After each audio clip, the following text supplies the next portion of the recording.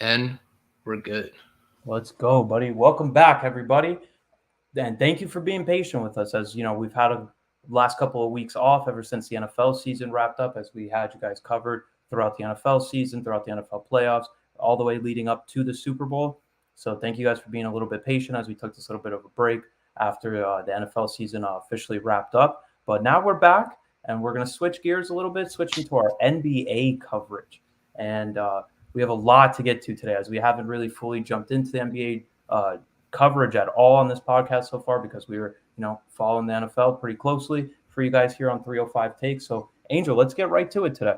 Yeah, let's get to it. I mean, for anyone that doesn't know, me and Miles, we do talk a lot about basketball, which is our primary focus was the NFL. So we generally only spoke NFL unless there was a very serious basketball incident, but nothing has happened during that time. But now we got a lot to talk to, and I'm excited because, I mean, from when we basically got off, the NBA trade deadline happened, and then we were just texting because we had Kyrie, KD, then all those other moves, and then the buyout market, and then sadly what our Miami Heat did. It was like if this was 2015, I'd be ecstatic. You've been crazy. I'll be like, bro, we're going places, but it's 2023, so Yeah, it is what it is. But I'm excited.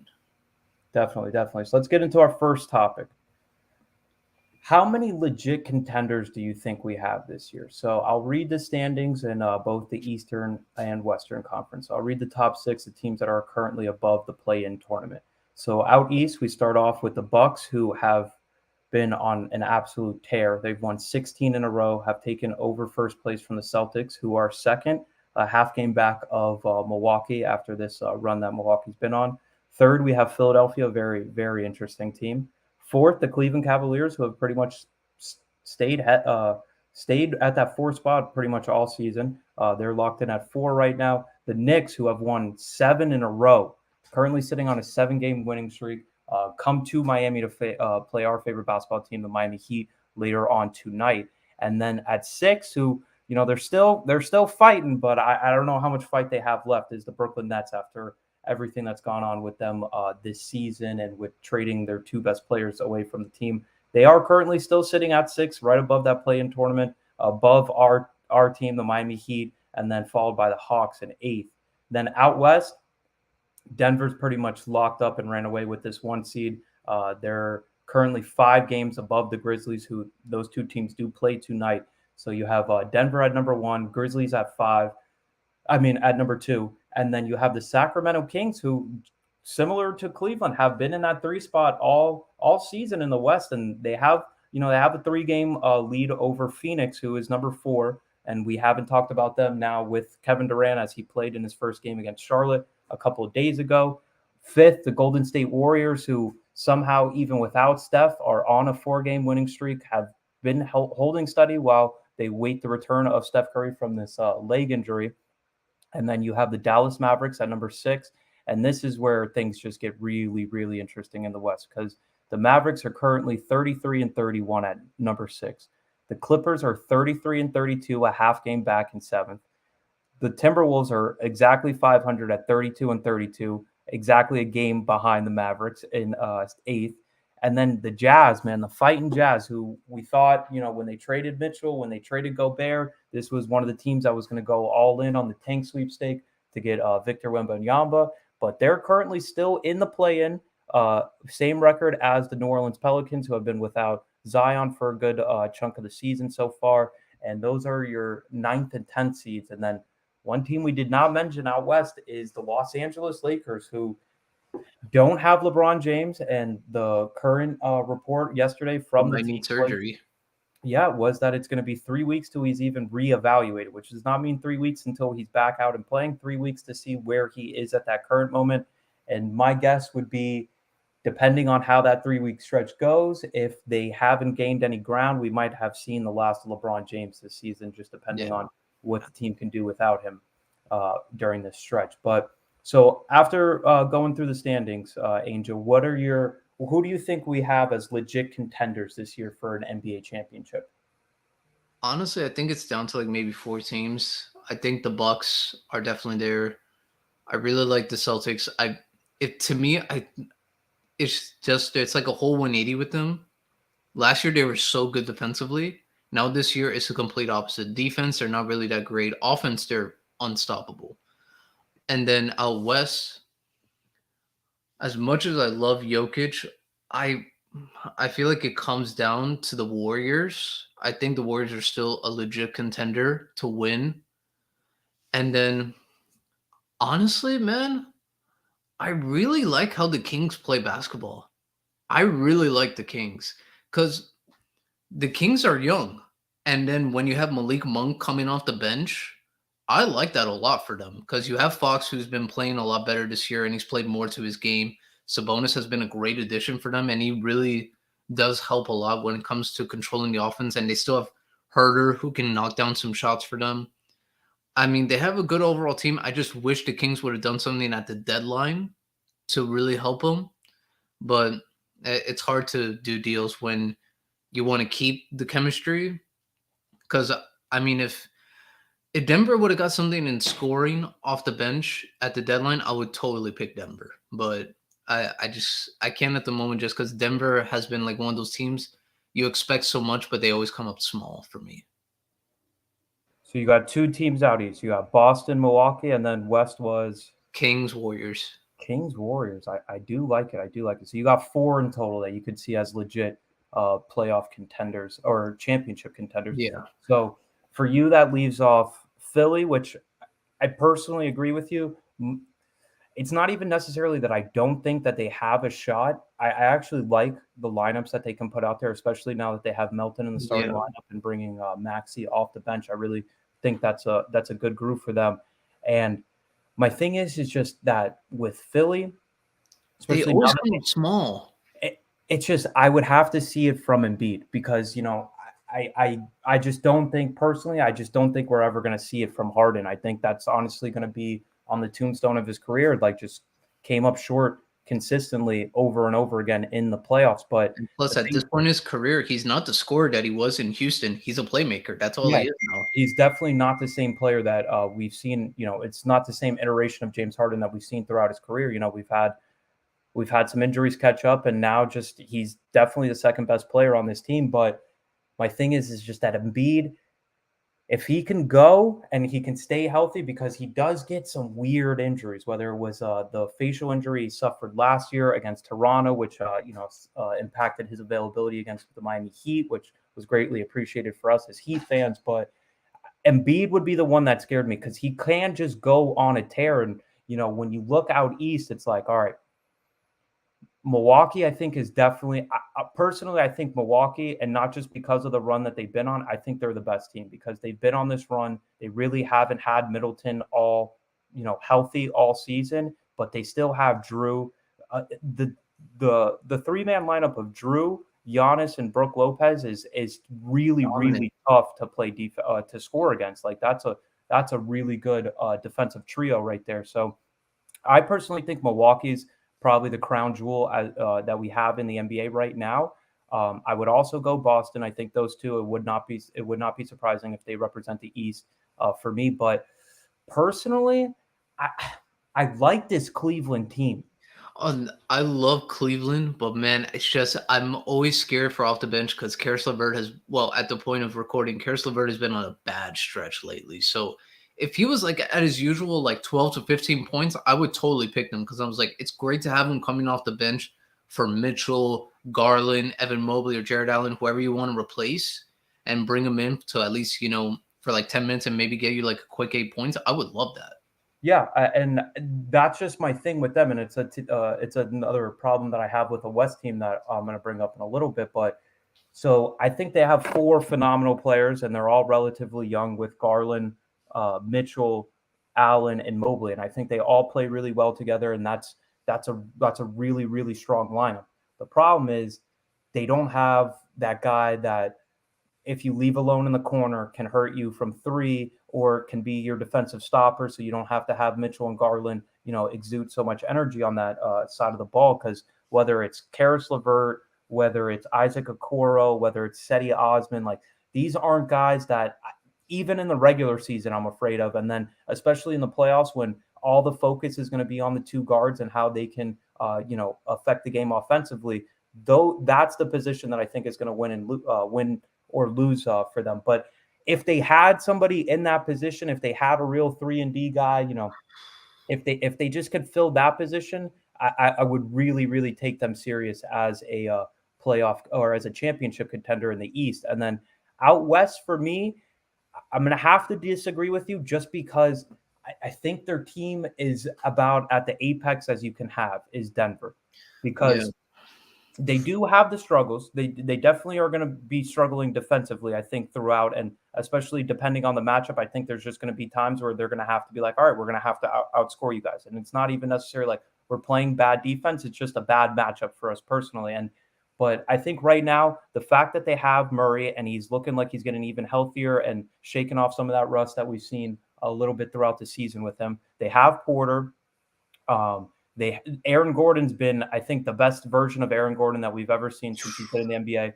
And truly, I think pairing Jokic and Aaron Gordon is probably Unbelievable. the best thing that could have ever happened for Aaron Gordon, because he doesn't have to be a guy that's going to initiate the offense, get you into sets. He can kind of just float around, use his athleticism, get open shots because of all the attention that Jokic gets. And then I thought their move to get KCP this offseason was great. The Bruce Brown move I thought was even a better fit because we've seen him play off superstars, and now he gets somebody like Jokic who's willing to give the ball up. So I really do like the Denver team. I am really scared about them in defensively, especially in the playoffs, because the old saying is defense win championships. But Yeah.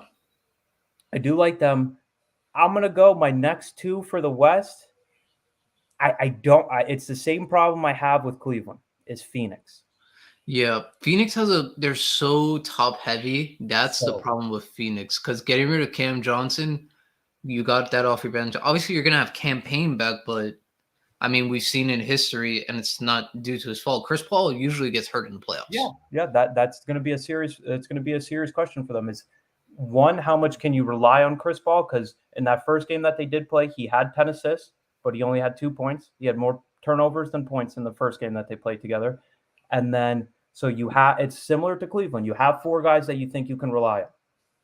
KD, who has been, we can call him banged up now. I don't think Yeah, he's necessarily injury prone, but there's stuff that happens. So, but he comes back from injury, and you see in the Charlotte game, it looks like he didn't miss anything, and it looked like he just came back from vacation. Honestly, not an injury.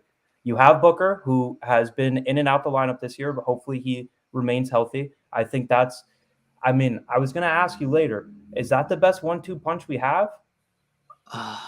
in terms of shooting wise, yes, but I still have to go if healthy. I love how LeBron and Anthony Davis play together. I Yep. really, and if not, I mean, you probably said it. Probably the most underrated, Jokic and Aaron Gordon. When they play together, it's unbelievable. Yeah, And then and you also have Jason Tatum and yeah, you Jalen got the two Brown. J's, which are obviously a problem, and the fact that they're both wings is also Yeah, a problem for teams because usually you don't have two excellent defenders that you can send at guys like that. So, but so you have KD, you have Booker, you have Aiton, who there was drama going into the yeah. season. He finally got the max. He's back with the team. Okay, so that's a guy that's going to have to be relied on, and then you have the aging Chris Paul, which I think we all root for Chris Paul. He's been a part of our lives as basketball fans for a long time. I would have no problem with him getting an NBA championship. I'm low key hoping he does, so he's not remembered as he's not in the Charles Barkley class of great but could never get it done. So Carmelo. so you have those four, and we already have questions about Chris Paul already before we even get to really down to the home stretch, and then after that is when it gets tough. This is when I think they're kind of like Cleveland to me, because you're either relying on the combination of campaign, Terrence Ross, who they just brought in on a buyout, Torrey Craig, who, I mean, he's been in big games, but I don't know if you necessarily want to rely on him. Yeah, because I mean, Or he could defend. He's just not going to score. exactly, and teams are going to leave him open. So what happens in those situations and scenarios? And then the last guy I think you can really say might get minutes for them is best known as being the Curry in-law, which is uh, what's his man's name? Lee. Not Courtney Lee. What's his name? Here, I'm gonna look it up real quick. But that's my biggest problem with them is, do they have the depth to be able to go through a full run in the West? Because I get that the 4 is important, but I mean, Chris Paul, we saw last year, he wore down in that Dallas series and they had an epic collapse. And teams are going to be gunning for them now that they have KD. Like, there's no sneaking up on teams. There's no, oh, we got off to a great start, then we started slow, and now we're back in the no. Now you have a target on your chest. Pretty much every day I turn on ESPN. The question is, should the Phoenix Suns be the favorite to win the title? And for me, I'm not personally there. Yeah, I'm just not there. Like I understand sometimes you can form great teams, but they do have to play together. They have to learn how to play with each other on the basketball court. I mean, we saw it with Brooklyn last year when Kyrie would miss half the season, and then the playoffs they just collapsed because they had no team chemistry at all. And then I also thought their game plan was terrible. And we've talked about it off air and it's a little bit on air before we joined E2G, how they just play ISO basketball in Brooklyn. But now we'll see how it is with Phoenix. But I mean, I do see that. But I mean, we could always admit there's dark horses in the NBA. There's always dark horses. So, and you actually even said my dark horse. My dark horse is Cleveland. To me, if Cleveland could get on that stretch when they play their right basketball right before the playoffs, I feel like they can make that run because Mitchell's been playing great all year. Evan Mobley, I believe he's done good this year, considering the fact that Donovan Mitchell's now on the team, and obviously the offense runs through Donovan and Darius Garland. And if Jared Allen could put a good stretch of games, I find it hard for a lot of teams to actually keep up with Cleveland. But like you said, I do worry about their bench. But with the potential that they have every night in terms of scoring the basketball, to me, Cleveland is my dark horse to win it.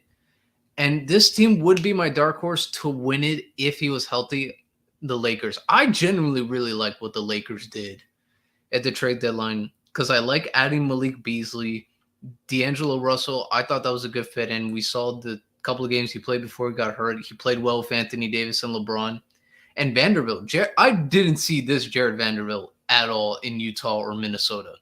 And where he's getting rebounds, he's playing good defense, was huge in that Dallas game.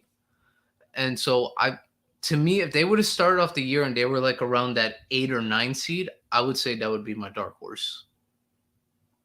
I do like it. I do. The thing is just that. So I mean, with the LeBron injury, it just doesn't seem. Yeah, I can't pick them. I mean, I was gonna say I do think it's not necessarily that you can't pick them. It's just that with this LeBron injury, it does seem like they're not going to be able to achieve their goal of making it out of the play-in. So, I mean, because right now they are currently 11th, so they're 30 and 33. The two teams directly above them is Utah and New Orleans at 31 wins. So they're only a game back in the win column and a game back in the loss column of those two. Utah, I mean, we've been asking the question, are they going to fall off at any point? I just honestly think they have too many NBA players at this point. Unless they go full OKC since the All-Star break and just start sitting guys for no reason, then I could see them falling out. And then New Orleans, we all know they want to make the playoffs. And for the Lakers, it's just going to be a challenging stretch. And then, they have the LeBron injury. AD didn't play the other day against OKC. They still won the game. And then, D'Angelo Russell gets hurt on kind of a fluke inbounds play where he rolls his ankle. So they are a little bit banged up, but I do like your theory. And then for me personally, I'm going to go kind of the same way. For my dark horse in the West, it's going to be kind of similar to what I did with the Chiefs in the Super Bowl, which I'm just like not betting against Patrick Mahomes. For me, it's the Warriors. Like I haven't seen them great basketball right now. And that's without Steph. And I haven't seen them lose a series with these three guys, with Steph, Clay, and Draymond. I haven't seen them lose since they blew the lead to LeBron in the finals that year. And then they went in and add KD. Last year, they go to the NBA finals and win it without KD. So like that three, they've been through all the tests. Like they know exactly what to expect. So that would be one for me that's a dark horse. And then out East, I mean, I really want to do Cleveland. I really do want to do Cleveland.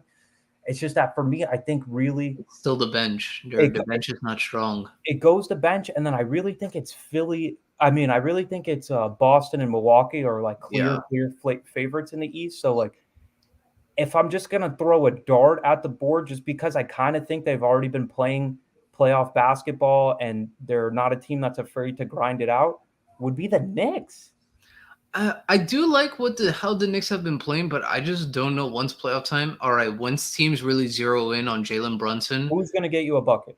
yeah, because Julius Randle, everyone knows he goes left. Like he doesn't do anything else. RJ Barrett, he hasn't progressed since last year. Yeah, he still gets you points, but it doesn't work. And Josh Hart, I understand. Yeah, I he's a love nice. Hart though. I It's a love nice Hart. complimentary player to put in there, but he's not a guy that scares me. It's like, oh man, he can pop off for like 25 Yeah, a night. No, yeah. he's gonna make all those necessary right basketball plays that can help a team win. So that's just to me because to me if the Knicks had a superstar with Jalen Brunson and this team, yeah, I wouldn't be hesitant to pick the Knicks. I- the team I wish that was here is our Miami Heat. Like that's the problem. Like that's the team I'm looking for. I'm looking for a team that is not afraid to play in the mud. Grind these games out. But I mean, just simply put, I just don't think this Heat We're team is. just not good. Yeah, they're just not very good. I mean, you lose to Charlotte after coming back from the break when, everybody in the organization is saying like, all right, we know like that we don't have too many games left. We have to start stringing together Yeah. 2 wins. And you lose to Milwaukee. I get Giannis played the first 6 minutes and then he was out. You never had a shot in that one. You lose to Charlotte, like I just mentioned, and then you have Philly. You win at Philly. They come down here, don't play Embiid, and you're down 20 points in the second quarter, and you And score 15 also, in the entire second quarter. and for anyone that doesn't know, me and Miles, we went to the game when Denver was down here. There was no Jamal Murray, No and, Porter. no Porter, and Denver beat us by like a Yeah. little bit. And I was like, man, just imagine if they were legit healthy. Like if they Yeah. had their whole lineup out there, we would be losing by so much right now. And no, And you look at back on some of these wins that we had, like obviously the Jimmy play on Devin Booker earlier this year, where Devin Booker gets off 2 shots to try to win it at the end, and Jimmy's able to block it. They win against Houston on a alley oop at the buzzer. barely. And They Houston's not great. Yeah, they beat OKC, who like, okay, yeah, we're proud of OKC for finally looking like an NBA team. The Heat had to go 40 for 40, set an NBA record at the free throw line to win that game by 2. There Yeah. was a game earlier in Boston this year where Jimmy hits that fadeaway shot where he dribbles around the whole time, and they win that. So it's like this team is always going to play you close. Like I have no doubt that they're not going to necessarily get blown out, especially with Spoelstra and just the competitive nature that the organization brings. But I don't see them winning 4 times against pretty much any of these teams. Like obviously, I think the culture will show up and there'll be a hard out. I just Yeah. I can't get there. So if I'm looking for a team in that mold, the Knicks would be my choice, but I don't necessarily feel confident. And it's just kind of throwing darts at a dartboard at that point. Like any team that I wouldn't be surprised if they necessarily won their first round matchup. Yeah. I mean, first round matchups are always crazy, but I mean, Yeah, so we'll see. We'll definitely see, and then let's keep it right where we are, where we're talking about the teams that are still trying to fight for playoff position, and we don't know exactly where they're going to end up. So, as of right now, I'll include both the 11 seeds right here. So, the teams that we have in the play-in as of this moment, we have the Miami Heat in 7th in the East, the Hawks at 8, Raptors at 9, Wizards at 10, and then the Bulls at 11. In the West, we have Clippers, Timberwolves, Jazz, Pelicans, Lakers. If you want to throw the Trailblazers in there, be my guest. But I don't think they're going to have there'll be an answer in this next question. So out of those 5 teams, 11 teams, which of the teams in the play-in do you think has a shot of pulling off a first round upset? man, out of all those teams, I really like the Raptors, but I just haven't seen it from them this year. Um, if Damian Lillard had another co-star, I wouldn't hesitate to pick Portland. His Dame has been unbelievable this year. Bro, he's been awesome. Unbelievable. And the stretch he's on now, oh my gosh, He's been bro. unbelievable.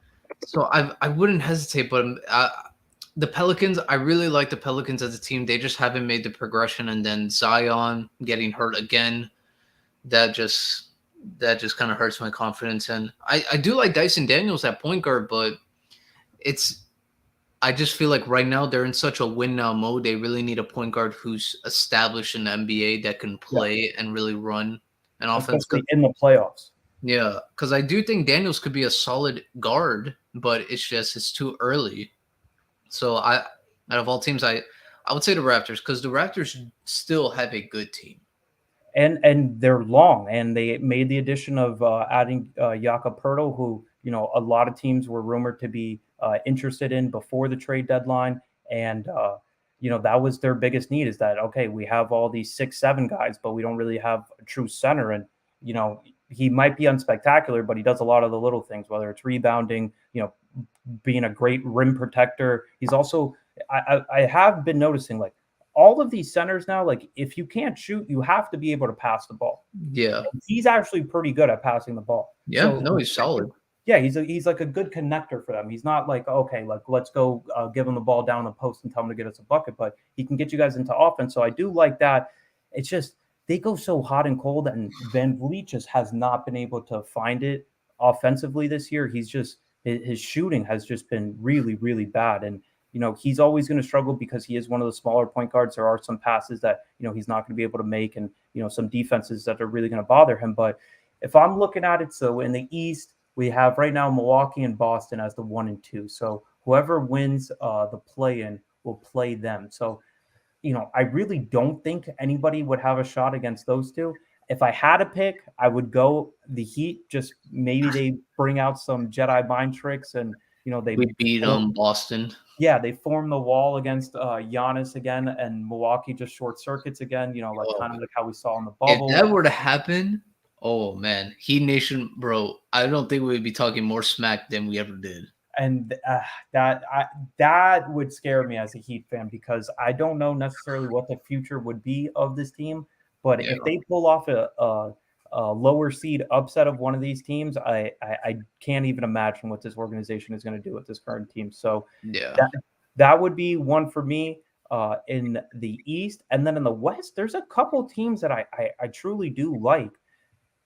It just depends. So if we have the Lakers in, I give the Lakers a fighting chance, especially against the Grizzlies, because if LeBron is back, I don't necessarily know who's going to guard them. Yeah. And also Memphis, it seems like now, and I told you, they're just not playing as well as last year. Desmond Bain, he hasn't been what he was last year. I do like Jaren Jackson a lot. I think Triple J has been better this year. But But I he's also, got the problem with staying on the court with the fouls. yep, staying on court. And then, like you said, who's going to guard LeBron and Anthony Davis? Like, I understand Triple J is like in the running for Defensive Player of the Year, but let's be honest, like, no one's going to stop Anthony Davis. Their only hope would be if Steven Adams comes back, and I mean he is really important for them because they have struggled without him. But my thing is I think their best 5-man lineup is when they move Jaren Jackson to 5 and then put Clark in at the 4. I think they're really switchable there, and they can do some things offensively and defensively.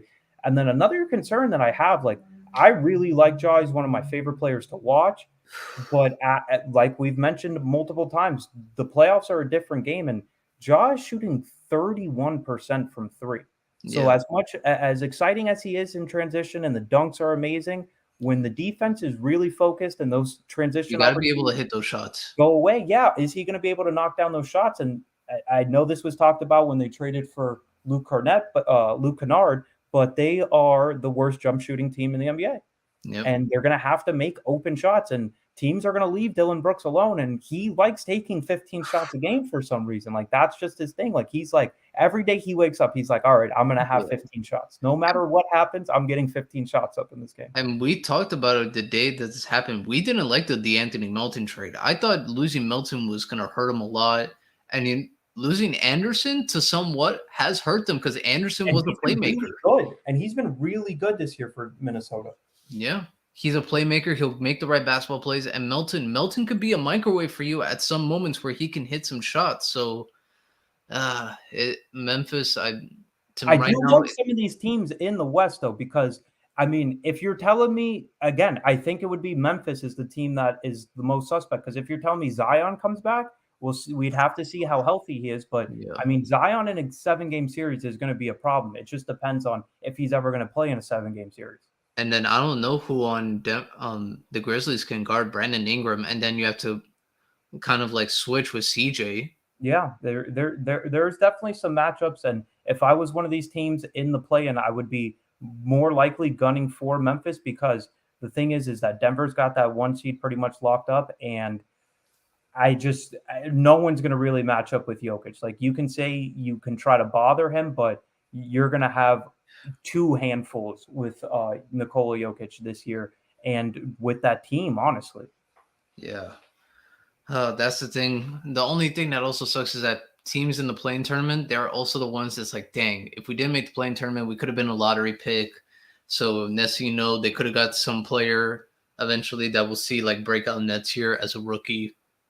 So But I mean, credit to the NBA because I was skeptical of the play-in tournament at first because I was like, all right, sometimes the A seed is under 500, and it's like, all right, you're really just roadkill to yeah. eliminated by the 1 seed, like the Orlando Magic for all those years, where they would win 1 game, the gentleman's sweep, where they would win 1 game for Milwaukee. DJ Augustine would have like 20 points, 8 assists, and then you would never hear from the Orlando Magic again.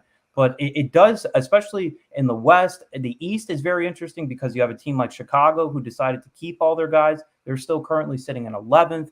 The Wizards somehow with just, I mean, the most random collection of NBA players almost ever are sitting at in 9th right now in the East, which I think tells you everything you need to know about the Eastern Conference in the NBA this season. But you look at the West, you have Minnesota, who, I mean, if they miss the playoffs after this Gobert trade, to Yeah. start You have counting your days, Brooklyn too. that's gonna be a story and a half if that happens. Utah might be that team that's like, all right, what are we really doing here? Like, are we really trying to be the Orlando Magic and win one? Are we trying to like be like the Houston Rockets and get Victor Webb and Yama? Exactly. And then I think Portland and LA, I think they both want to make the play in. I just don't know if they're talented enough.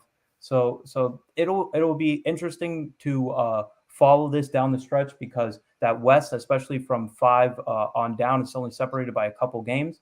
And we'll definitely have it covered for you guys here on 305 Takes as we have now transitioned officially into basketball season. We're in the home stretch. I believe there's only like 18 games for some teams left. A couple teams are still at 20, I believe. So it's not that far away from the NBA playoffs. So we have to give you guys a an update of the standings, some of the teams that we like, some of the dark horses that we may be eyeing as the playoffs come around. But as is always, because the NBA is pretty much year round now with transitions or transactions and the NBA draft.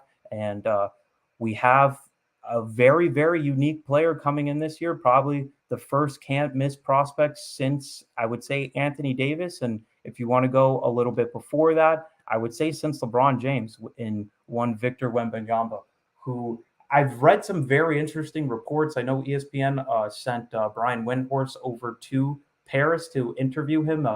They mentioned in the story that his family has been very selective in who they do interviews with and what information they are letting outside of his camp.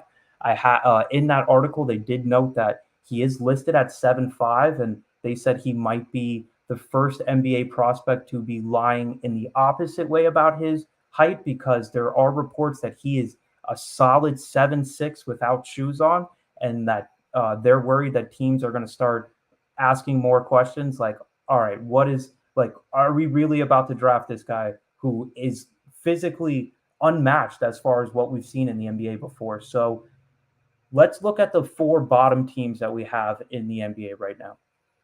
The 2 teams in the East with the worst records are the Detroit Pistons and the Charlotte Hornets. And out west, we have the San Antonio Spurs, who were trying like everything to not win another NBA game. They were on a 16-game losing streak before they snapped it the other night against the Utah Jazz.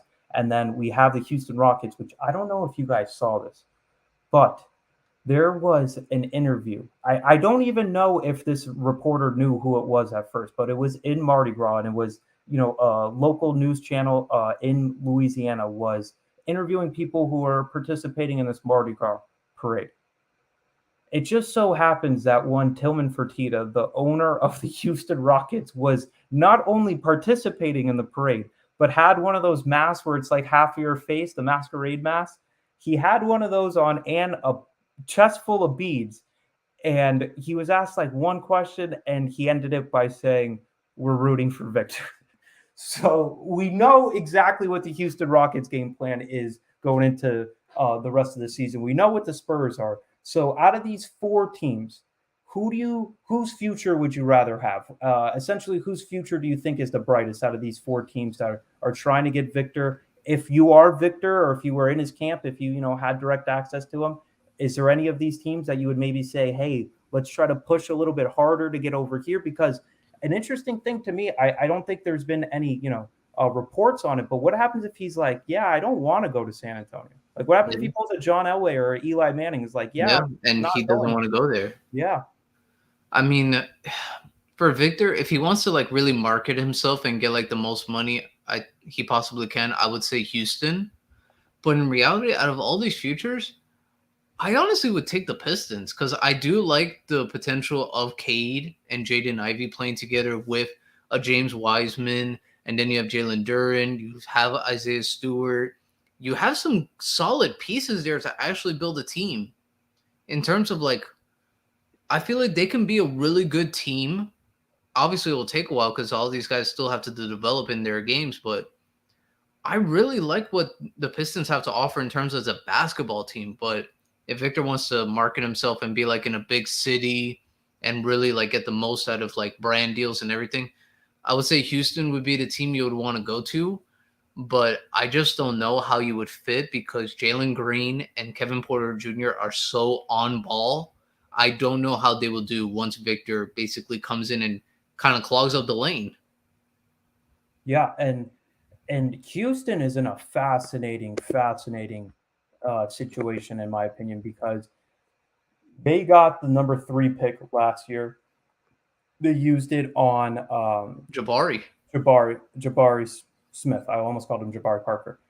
And then remember, we had the Christmas Day games with all the teams that they had out there. One of the teams was the Philadelphia 76ers. For some reason, whatever the intel may have been, Adrian Wojnarowski tweeted at 11:03 on Christmas Day. ESPN sources: All-star guard James Harden is seriously considering a return to the Houston Rockets in free agency this July if he decides against a new deal with the Philadelphia 76ers. Earlier this week, The Athletic put out a report saying that James Harden is definitely interested in a reunion Returning, yeah. with the Houston Rockets. So at one point, it seems like either it's been talked about in league circles where reporters are getting their information, Harden is doing something that's setting people off or signaling to people that he is seriously considering it. And I don't know how it makes sense other than the fact that you are getting a talented player. Like, regardless of how I feel about him, you are getting a talented player and probably your most important player since Hakeem Olajuwon. Oh, they had Yao Ming, they had the Tracy McGrady, Yeah. had those teams. I'm not going to discredit But them. they didn't have like the accolades that James has. Yeah, Harden won MVP for them. He at that time was going toe to toe with those Warriors teams. I mean, they had the epic collapse where they missed 17 in a row threes. He is definitely a cornerstone of that franchise. So if that is a possibility, to your point, if you add Harden, I don't think it's physically possible to have a team with James Harden, Kevin Porter Jr., and Jalen Green. So that is one thing. And then my other thing is just like, do we know like what their actual plan is? I have no idea. To me, it's just like, oh, get the best talent possible. I understand that. I get it. But you also have to get guys that can play with each other. Look at the Warriors. Draymond's not the best basketball player, but he fits well with Steph and Clay and now Jordan Poole. He fits well with them. Jonathan Kuminga. He fits well.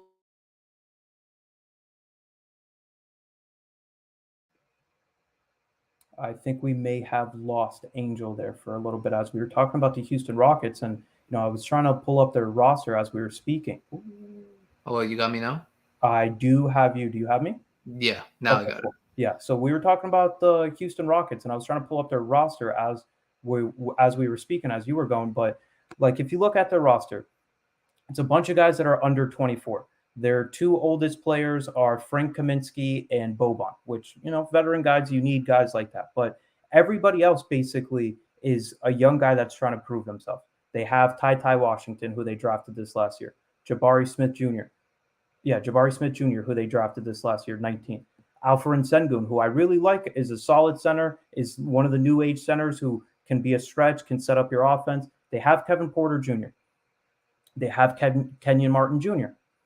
They have Jalen Green, Usman Gruba, another big, Tari Eason. So it's a bunch of young guys that are trying to prove themselves. And, it can be a lot like the Orlando Magic, where you look back on it and it's like, all right, the Orlando Magic had Tobias Harris on their roster at one point. They had Vucevic on their roster at one point. They had uh, Evan Fournier on their roster at one point. Like, these are guys that ended up having successful NBA careers and, were commodities later in their career with teams trading for them and so on and so forth. But it's just like, all right, say we get Victor. So now Victor's either going to play power forward or center for us. So in the last two draft, or if you include the draft with Victor, you would have drafted Victor, Jabari Smith Jr., you would have drafted Alfred Sengun, and drafted Usman Garuba. So those are four guys that either play center or power forward. And that's not mentioning Kenyon Martin Jr., who was a undrafted player for them. So it's just a lot of overlap with guys at the same position.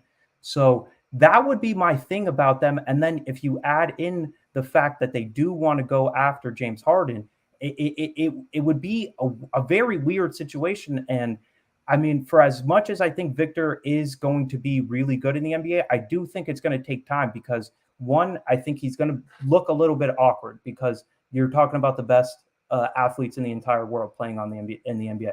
And then two, I know in that ESPN article that I mentioned that that his trainers have him doing a bunch of weight specific things, and they don't necessarily want him to add weight. They want him to have muscle in the correct things, whether it's his feet, his ankles. They don't necessarily want him to add Yeah, weight, they but they think want he's too like lanky and he might be frail. yeah, so they want him to have strength in places that we've seen these bigger guys, whether it's Yao Ming have foot problems, we've seen Kevin Durant have foot problems. Chet, who has a very similar build as him, missed this entire year with a foot injury. So the Houston thing for me, if I was an advisor for Victor, I would have a little bit of questions about going to Houston. But the one that if I was him, I would absolutely stay away from is the Detroit Pistons. And it pains me to say that because I am a huge, huge fan of Cade Cunningham. I cannot wait for him to actually have a fully healthy team and a team that's kind of ready to compete because while I do think he might be a little underwhelming for a first overall pick, I think he is one of those players that elevates your team no matter who is around him. So that's Yeah. why I want him to have a team that's ready to compete and guys that fit around him more. And I thought they were going to have the foundation of that with this Jaden Ivey pick, but with Cade being out for majority of the season with the shin injury, and they shut him down pretty early in the season, and then they just have made weird decisions. So they drafted Duran, who has been the youngest player in the NBA, and he's actually been really good. He's a really good NBA player. You can already see how he fits in the NBA. He's going to be a lob catching menace at the rim who's going to play above the rim, block a bunch of shots. But then you look at the rest of the roster. They traded for Marvin Bagley last year and re-signed him. Mm-hmm. At this trade deadline, after having Bagley and drafting Duran, who do they trade for? James James Wiseman. Wiseman. So now you have two guys that you've traded for in the last two trade deadlines that you're trying to make reclamation projects. We already know about Beef Stew. His probably most famous incident will be the LeBron James incident, but I Yeah. actually think he can be a solid rotational NBA player. I think, it might be as a career backup, but I think he's an NBA player for sure. So the same kind of situation you're running in Houston, you now have three guys that are young and want to prove themselves at the position that Victor is going to play. Yeah. That's where I feel in terms of like a basketball team. I I feel like they're trying to build a team more around Cade, and then if Victor were to be there, they kind of have to change the whole team. And I don't know, like, are you gonna trade James Wiseman after you sent Sadiq Bey and all those picks for nothing? Yeah. Like, I just don't know, and I don't see that. I mean, if I'm Detroit, honestly, I would try to look for a forward. Try to get a three or maybe a power forward if you want to like upgrade from Isaiah Stewart at some point. I feel like that would be a better fit for them. If not, I would try to get a shooter if I'm Detroit because they have a good team that can attack the rim. They just don't have shooting, so it's hard to really space the floor with them. But I agree. If I were Victor, I wouldn't want to go to Detroit. I feel like in terms of like out of all of them, Houston, just because you could really brand yourself there. Because Charlotte, it's nothing against like Michael Jordan as an owner. It's just he's been terrible with the draft. He has been terrible, and with LaMelo out now, and then they're just not a good team. And if I'm Victor, I don't want to be in Charlotte. I really don't. I wouldn't want to be there. See, I do agree with you. I think it's valid points, but I think there's two and a half selling points that they have. The first is it's you and LaMelo. Go do whatever you need to do. Go figure it out. It's you and LaMelo. A similar problem. I'm gonna play both side devil's advocate here. They did draft Mark Williams, who has come on. I mean, he had 20 freaking rebounds against the Miami Heat, so he has come on since the All Star break. Who is a center, played center at Duke. That's the only position you can play him at. You're right. The talent around you is not going to be the best. I don't know exactly what's going to happen with Miles Bridges. There were reports that he might sign this year for the Hornets and then be suspended so that they can get the clock rolling on the suspension this year and have it roll over or have less games roll over for the next season. But that hasn't happened as of yet. So we don't know what is going to happen with the Miles Bridges situation. I do like PJ Washington. I think he's very overextended I because think he's basically Miles Turner, just like smaller. I do like PJ Washington. I think if he was like your fourth, fifth guy, like you would be a really good team. I don't think he can be your second and some Yeah. nights the first best player. But my two selling points would be it's you and LaMelo. That's your show. That's our whole franchise is centered around you guys. And then both sides of the coin. Michael Jordan hasn't been the greatest owner, but you still are playing for Michael Jordan. Yeah, no, that would be a selling point, and obviously the Jordan brand. He might even sign with Jordan for all we know. And next thing you know, he's got all of that. But man, just I don't know, man. Yeah, it would be a really tough sell because it's not like you have any history to go on. It's not like they have recent success or really any type of franchise success where it's like, all right, yeah, this is what we can be. You can take us to this level that we used to be at, where we're a piece away. And honestly, I mean, I know it probably won't happen, anytime soon because he just did get hurt with LaMelo. But if we're looking at it, if I'm LaMelo, I don't know why I'm staying in Charlotte. Like Yeah, I've been famous basically since I was 17. People know my entire family. I have my own brand. I have my own shoe brand. I have my own shoe deal. I have my own shoe. yeah. What do I need Charlotte for? And plus, not to offend anyone that lives in Charlotte, Charlotte is not a big mainstream city. So in reality, he could be losing money out of like potential brand deals or maybe a little extra side money he could get. So, oh man, because I know eventually Jordan's going to offer him his contract extension Yeah, which where he's going to everybody get takes it. so much money in automatic. He's he's dumb if he doesn't sign it. So I don't know. Yeah. I So if I was him, that would be the team I would stay away. I would consider it. The only one I would necessarily, for me, I would stay away from would be Detroit. Yeah. Or the Spurs, because bro, the Spurs are nothing now. I understand that, but there are some selling points. He did before this season. He played for Tony Parker's team Yeah. that he owns in France, so there's the connection there. They've had success uh, uh, Foreign players, yeah. with foreign players because I was going to say European, but I know that people, Argentina isn't technically European. So they had the Manu success. They had Tony Parker success. Even down the road, we saw what's the dude, Thiago Splitter Yes, also Splitter. played for them. They had the Boris Diaw success. So they've had success with guys that aren't American. We'll see if Pop stays around, but playing for Pop would definitely be a benefit. And I do like their two young guys that they have. I think Vassell is all right, and I think Keldon Johnson is all right, and they don't play your position. And Yeah, I one mean, guy that obviously they he's had gonna. playing center was Jakob Poeltl, and they got him out of the paint. So like, there's your starting spot right Yeah, there. I mean, he doesn't have to worry. If he was drafted to the Spurs, he's automatically the best player on the He could Spurs. play Like, there's point not guard. even a question. Yeah, literally, Uh, literally. That's their best player right now. yeah. Oh man. Well, So it that's will be definitely interesting, and I don't think any of these teams should necessarily be too bummed out if they don't get the first pick. Obviously, the headline is going to be Victor, but there are some really good prospects coming in this draft. Whether it's Scoot, whether it's the Thompson twins in overtime elite, whether it's this Brandon Miller who's playing at Alabama. So there are really, really intriguing prospects going into this draft. I think we're in for a strong one. So we'll see if any teams. I mean, OKC is seeming to have ran over Shea Gilgeous-Alexander with the tank, with the actual tank. It seems like he got ran over by. So we'll see if any teams try to join them with a late push into the bottom four. But that is our podcast for today, guys. Oh, well, we also have one more. Guys, we wanted to build us all-time starting five because we want to see if anyone could build a better five that can play together, not the best players at for each position. No, can you build a team of five that can generally play together? Yeah. And I think we kind of have our lineup. I think we could both agree Steph is going to be on the team. Yeah, Steph has to be because he's just a cheat code and he can Yeah. play with anybody. So I'm so down to have LeBron run the offense.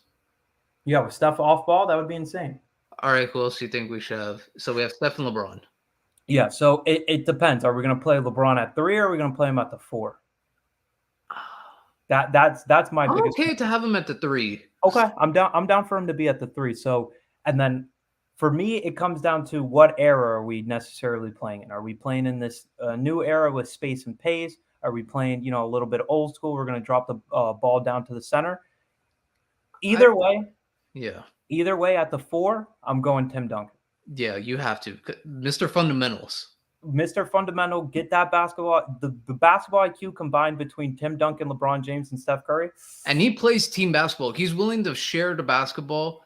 And I mean, no offense to Tim Duncan, but he might be the most boring superstar to ever play the game of basketball. Exactly. So he's not going to be out here stat chasing any of that. He's going to be playing fundamental basketball, not making a sound, which is exactly what we need. We just need a role guy. I understand that we're all talking about NBA top 75 players of all time, but we need a role guy. Everybody's got to know their role, and I think Timmy would definitely do that. So we got Curry at the 1, Braun at the 3, Timmy at the 4. So we need a shooting guard and a center. Man, at center, I mean, I love Shaq because Shaq was so dominant, but bro, Kareem, that skyhook, you can't defend that. You generally can't defend it.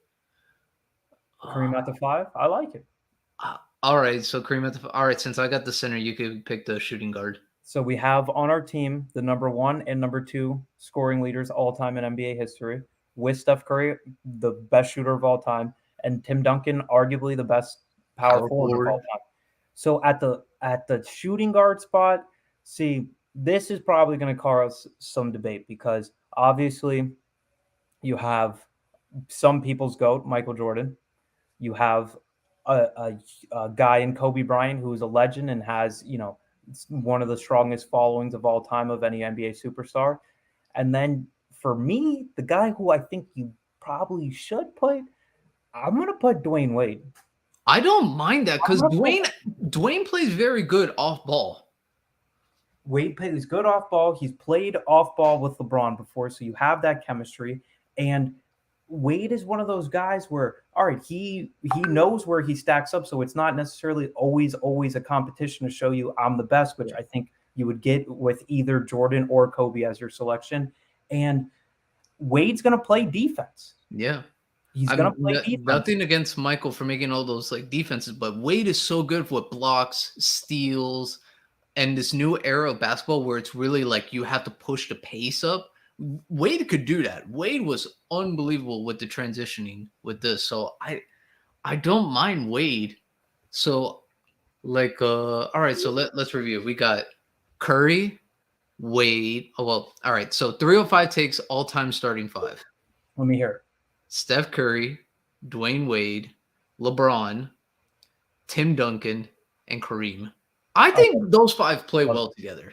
I love it. The only thing that would be scary is obviously if anybody else is building a team that's hypothetically going against us, we're going to face off against a team that probably has MJ and Shaq, which Yeah. I mean, that's going to be Or that's MJ and Kobe, depending on how they want to run their offense. yeah, depending on if they're going to do the positionless basketball, which I'm not mad at. I'm not mad at that at all. But I just think that Curry is such a cheat code that he's going to be off the side. You're going to forget about him, and then he's going to explode for 4 threes. And then we have Dwayne Wade, a slasher who can get to the rim. You Yeah, have Kareem, who's unguardable. yeah, Nothing against Shaq, who was just dominant, but Kareem, like, no one's going to block the skyhook. And then you have no, Tim Duncan. If Tim Duncan's in the post, he's just going to bank it off the backboard. That's yeah, what happens. He banks it off the backboard and he plays winning basketball. And Tim Duncan, he plays defense. Dwayne Wade could play defense. Kareem, you have as a rim protector. you have LeBron, you could one. size him up on anyone. The The only only defensive liability is would Steph. be Curry. Yeah, which I mean, he might get busted. He might get Yeah. busted. We're talking about legends, but I love that starting five. I love that starting five. Man, I feel like that's a really good lineup. Like, if you actually think of guys who play together, that's a team that could legit play together and actually be good. Yeah, 100%. And I mean, the only debate that I think we could have is if we want to go small at the 4 instead of going traditional power forward. And if we were to do that, I think the obvious answer would be KD. Yeah, like to have KD, Steph, Braun, and Wade. The And trend, bro. Imagine once we get out in transition. especially because you'll have 2 pairs of guys that have already played together. And then the shooting, you have KD and Steph that could. KD just he could score on all levels of the floor, but then you have Steph, you have the threat from 3, you have KD who could shoot from anywhere, and then if anything, LeBron or Wade could just take it to the rim. Yeah, what you could do is instead of having Steph on ball, you have Wade on ball because he's not going to be the off ball threat. So you take away them sagging off into the paint, and then if they sag too much, you run inverted pick and roll. You have Steph and LeBron set the screens instead, and then it's like, Yeah. all right, what do we do? Do we switch? Do we put a smaller guy on LeBron? Do we put a bigger, slower guy on Curry? Yeah, and then we're not even talking about LeBron's ability to score. Exactly. Man, That's a crazy starting five right there. I like our 5. I would like to see if anyone could actually beat our 5. Yeah, if anybody has suggestions, you don't agree with it, if you think you can make a better starting five, definitely going to post this on social, and I want to hear it in the comments below. If you think it's the worst starting five I've ever heard, let me have it. Okay, no, and better yet, we'll have you on the show and explain to us why your starting 5 would beat us. Well, hypothetically beat I us. need the breakdown. Yeah, like you have to prove it to us because I don't think people know. Like, we generally do talk a lot, and it's like, all right, who can actually play with each other? Yeah, because that's the thing that I was most concerned with is what are we going to get from these guys if we put them all together on a team? Because obviously, like, if you want to put it like your best, like, all-time starting lineup, you would have, like, obviously, I think it's hard to not pick Magic Johnson. Yeah. Then you would pick Michael. You could have LeBron. Hell, for some people, they want to go small. They could put Bird at the 3 and then LeBron at the 4. And then at the 5, they put, like, Kareem or Shaq or Bill Russell, for all we know. Where it's like, yeah, but Magic has to have the ball in his hands. LeBron has to have the ball in his hands. Michael, yeah, arguably to go, but he has to be on ball. Yeah, 100%. Larry Bird could play off ball. That's probably the only person on that whole lineup that can play off ball.